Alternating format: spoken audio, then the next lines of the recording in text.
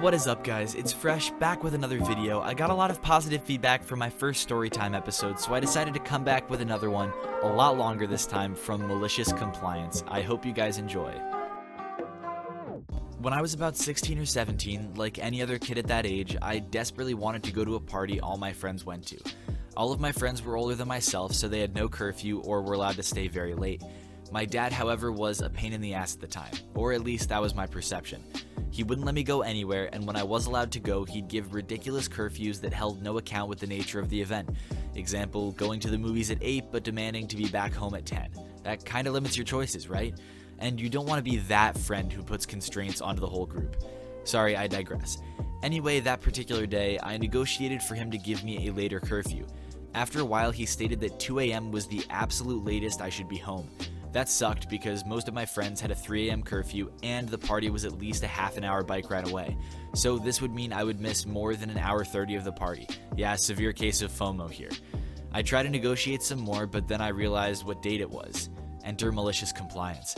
You see, it was the last weekend of October on a Saturday. I don't think this is the same everywhere, but in the larger part of Europe, this means that daylight savings time ends. At exactly 3 a.m., clocks are set back 1 hour. So I went to the party, not by bike. I asked for a friend to drop me off, making sure that I would be there exactly on time. I made sure that my dad didn't hear me a minute too soon because then I would be almost an hour late. At exactly 3 a.m., or better 2 a.m. for the second time, I opened the door and got in. Needless to say, he was furious, demanding an immediate explanation as to why I was an hour late. When I said I was exactly on time, pointing at his own radio-controlled watch, I could see his face turn all kinds of red and an awesome mix of defeat and anger in his eyes. He sent me to bed knowing I was right, and I complied knowing I was very wrong. Nevertheless, it was an awesome victory. I know that OP touched on this briefly, but it's kind of impressive how precise this operation was. To get it all to work in whatever malicious compliance way it needed to, he needed to enter the door and have his dad realize that he was home at exactly 2 or 3 a.m.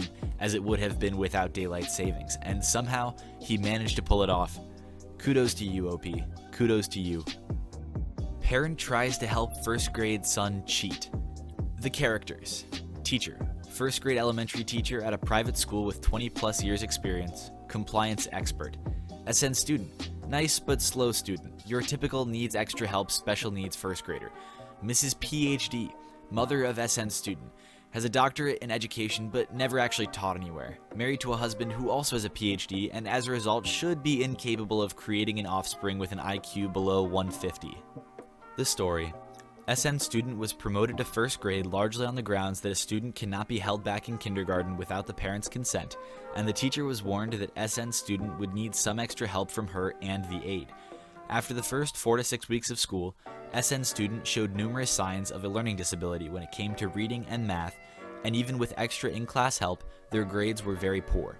The teacher passed this along to Mrs. PhD, requesting a meeting to discuss her son's performance, requesting that she allow SN student to be placed in special education classes, and requesting that she permit the state to test her child for learning disabilities, which, up until 2nd grade, also requires the consent of the parents.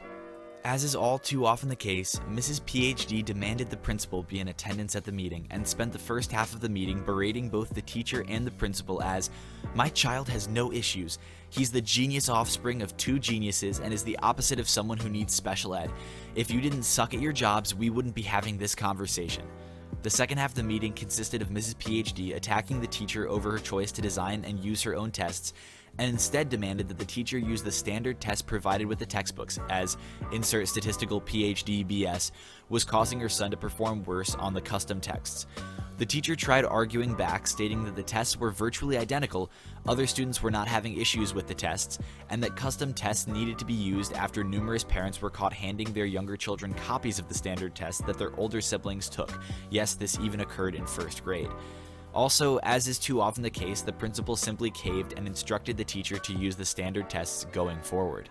For the first month after the standard tests were used, SN students' grades soared. SN student had an A average across the board during the period with perfect 100s on all reading tests, and Mrs. PhD sent quite a few smug notes to the teacher pointing this out. The teacher spoke to SN student, said she was impressed with his performance, and asked if he was doing anything different at home to study. As first graders do, SN student proudly responded that the tests were easier once he could start practicing them in advance. As it turns out, Mrs. PhD wanted the standard test to be used as she could obtain the teacher's edition copy of the textbooks and could have her son memorize answers in advance. The compliance. The teacher was irate, half pissed at Mrs. PhD's notes, half pissed at how Mrs. PhD was ruining her son's life by rushing him up the grades, and the principal was not pleased either. While the teacher couldn't go back to using her own questions, she was permitted to make minor changes to the standard tests. Math tests asked identical questions, but the question ordering was changed. Reading tests had adjustments where answers were changed without impacting the question, such as, in initial version, the dog saw the sheep swimming in the pool. The dog also saw the bear playing soccer. The dog then saw the cat climbing a tree. Which animal was playing soccer? To a new version, the dog saw the sheep swimming in the pool. The dog also saw the cat playing soccer. The dog then saw the bear climbing a tree. Over the next 2 weeks, SN student failed everything, including scoring zeros on both reading quizzes. The teacher sent the results along to Miss PhD, along with a follow-up request for state testing. Never got a response. It's so incredibly unfortunate how the mother here seems to have turned the situation into her against the school, or her against the teacher, or her against the principal, when the only one actually bearing the consequences of these actions are her child. The teacher isn't trying to hold anyone back from hitting their potential. She's trying to help this student get the help that he needs to be successful, and the mother will not allow that and is instead trying to come up with ways for a first grader to cheat in order to believe that he's smarter than he may be. You want me to read it exactly as it's written? I'll read it exactly as it's written. I'm a voiceover artist by profession. I primarily deal with advertisements and educational content, ESL courses for example, but I do cheap audiobooks on the side to hone my skills. These usually pay next to nothing because they're short and low quality, but it's a perfect grounds to practice my vocal skills and discipline on comparatively longer projects. Enter Client X. I accepted their offer to produce their book after auditioning. It's about 40 minutes long. I'll be lucky to make $50 off of it. I can get this type of book done in a single day of work. Short, low-quality audiobooks often have egregious spelling and grammar errors because the people who write them don't feel the need or don't want to pay the money to hire an editor. It's usually simple enough to speak the line the way it's intended to be written, and the intent is usually clear. The way it works is that for any audiobook, you produce 15 minutes of finished audio and upload it for the client to approve. Once the initial segment is approved, you can upload the rest of the work for a final approval. I produced and uploaded the first 15 minutes of Client X's book. Like many others, his book was riddled with pretty nasty grammatical errors and repeated words, so I smoothed it over. Client X didn't like that. Client X demanded I re-record the sample, but exactly as it's written. So that's exactly what I did for the entire thing. The entire horrible thing. Every doubled word, every run-on sentence, every typo. I emphasized every erroneous comma and terrible use of quotations. I emphasized every italicized phrase whether it made sense or not. The end result is hot, steaming garbage that sounds like butter in a language that's close to but not quite English. If you weren't listening actively, you wouldn't realize anything was wrong. I gave this dumpster fire the professional treatment like I'd give any of my 2 broadcast advertisements. This entire book sounds like a rough draft of a high school essay translated into Chinese and back to English with no touch-ups. Client X hasn't approved the final submission yet, but I can't wait to hear his feedback. Edit, it got approved. It got approved and it's going to sale. I can't believe this. This is going to be a disaster.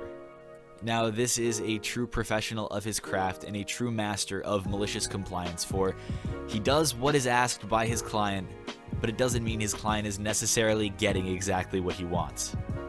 Punish me for not polishing a button? Okay, I'll ground an entire RAF base.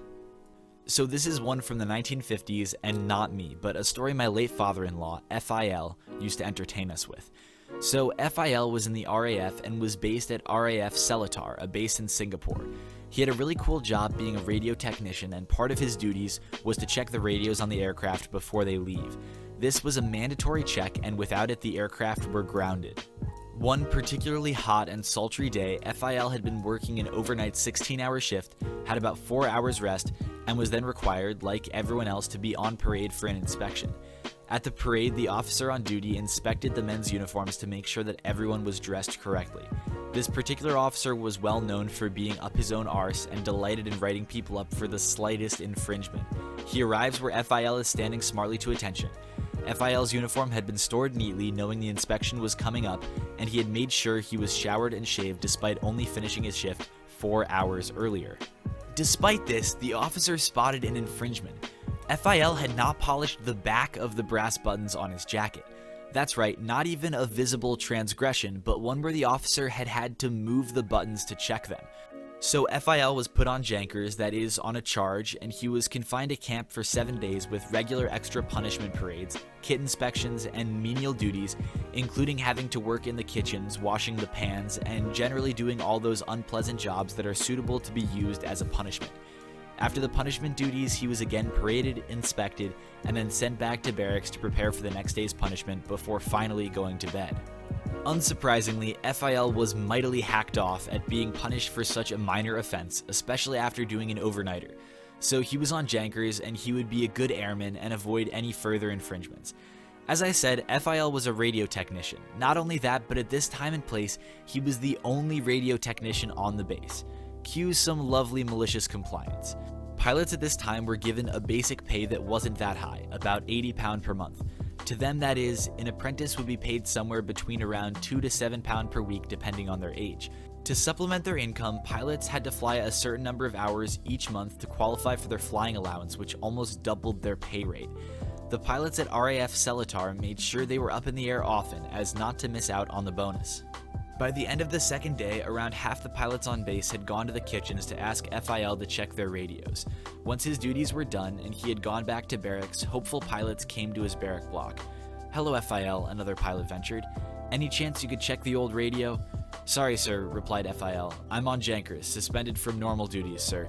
"Yes," pressured the officer, "but you're not on duty now, though, are you?" "I'm not on duty, sir, and therefore unable to carry out any duties, sir."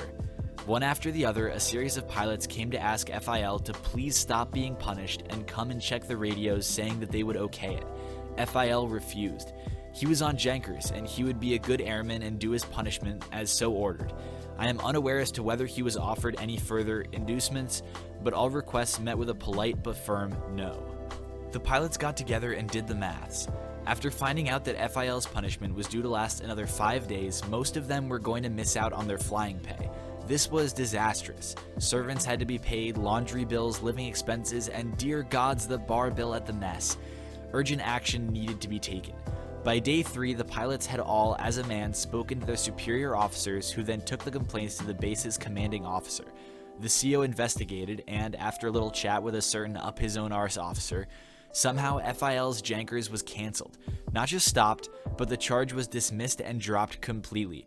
Not on his record, never happened, and please go back on duty now and check those radios. For the rest of his time at RAF Seletar, FIL did not receive another administrative punishment. He'd learned his lesson, and the officer had certainly learned his. This seems to be about as good as malicious compliance gets. Our protagonist gets punished for something stupid and meaningless, and in his compliance with the punishment given to him, manages to ground an entire British Royal Air Force base. That is remarkable to say the least. Thank you to everyone who watched this video. Be sure to subscribe for more daily Reddit content. Drop a like if you liked the video, and I will see you all tomorrow.